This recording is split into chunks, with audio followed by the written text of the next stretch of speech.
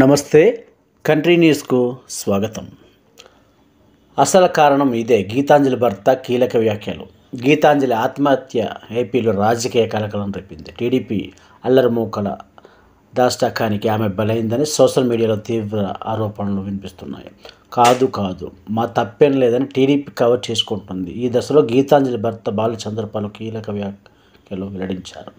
Social media trolling వల్లే తన భార్య తీవ్ర మానసిక వేదన గురైందని, చివరకు రైలు కింద పడి ఆత్మహత్య చేసుకుందని తెలిపారు. అర్ధరాత్రి కూడా ఫోన్ చూసుకుని భర్త మాటల ప్రకారం గీత తీవ్ర మానసిక వేదన అనుభవిస్తున్నట్లు తెలుస్తోంది.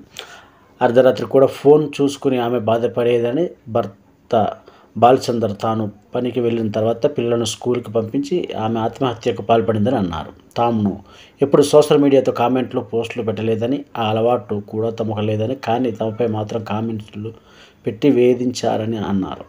ఆ కామెంట్స్ చూసి తన భార్య తీవ్ర ఆవేదనకు చెందిందని, అందుకే ఆత్మహత్యకు పాల్పడిందని వెల్లడించారు.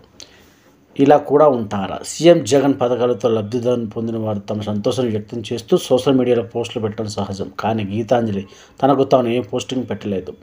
ఇంటి పట్ట తీసుకున్న తర్వాత ఆమె మీడియాతో మాట్లాడారు. తన సంతోషాన్ని వ్యక్తం చేశారు. ఎక్కడ జగన్ని కానీ వైసీపీని కానీ విపరీతంగా పోడలేదు. పోనీ ప్రతిపక్షాల ప్రస్తావన కూడా లేదు. అయినా కూడా టీడీపీ ఆమెను టార్గెట్ చేసింది. టీడీపీ అనుబంధ అకౌంట్ల నుంచి విపరీతమైన ట్రోలింగ్ జరగడంతో ఆమె మనోవేదన గురైంది. చివరకు ఆత్మహత్య చేసుకుంది. వైసీపీ నేతలు ఈ ఘటనపై తీవ్ర ఆగ్రహం వ్యక్తం చేస్తున్నారు. మహిళా మంత్రులు, మహిళా కమిషనర్, మాజీ చైర్పర్సన్ సహా నేతలంతా ట్రోలింగ్ని ఖండించారు.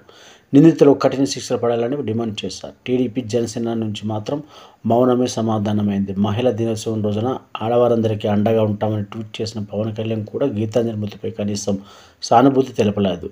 నారీ శక్తి నవశకం అంటూ కబుర్లు చెప్పి చంద్రబాబు కూడా తేలుకుట్టిన దొంగల సైలెంట్ అయ్యారు.